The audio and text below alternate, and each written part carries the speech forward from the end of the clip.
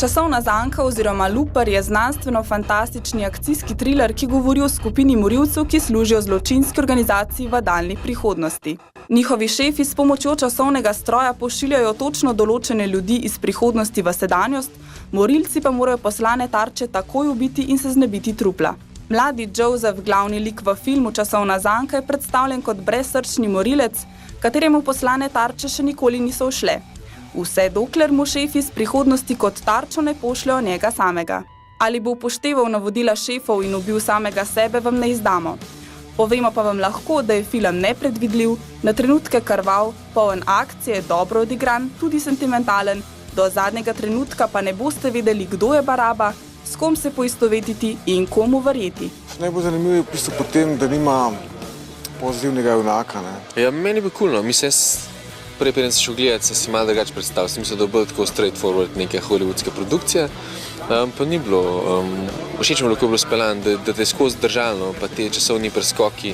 Zelo posrečen v tem smislu, da je končno en ZF, ki ni samo neko laufanje okoli in pobijanje, ker ZF ni to. ZF je točno to, ko smo tukaj videli, in režiser je sam povedal večkrat, da je to verzija literature na filmu. Ja, mi je bil všeč, ker poleg teh klasičnih paradoksov časovnega popotovanja in tega klasičnega žanra znanstveno-fantastične kriminalke vzpostavi tudi trenutno zelo aktualno problematiko razvoja človeške družbe in vprašanja socialnih razlik v človeški družbi. Gledalci so film ocenili na lestvici od 1 do 10. Med 7 in 8.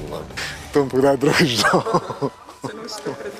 Dele še ne, res, ko spomnim, fajn je prespati tak film, mislim, ker je preveč informacij za 2 uri in potem. 9. Recimo, da bi dal med 8 pa 9.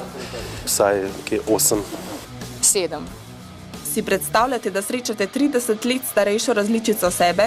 Kaj bi pa vi sami sebe vprašali, če bi prišli iz prihodnosti sem v sedanjost, kaj vas najbolj zanima? Po mojem, kaj bi počela, kje bi bila, mogoče na katerem kontinentu bi bila. Čeprav ima film nekaj lukenj in nerešenih vprašanj, se ga vseeno splača pogledati, saj ne sodi med tiste filme, katere pozabiš čez noč.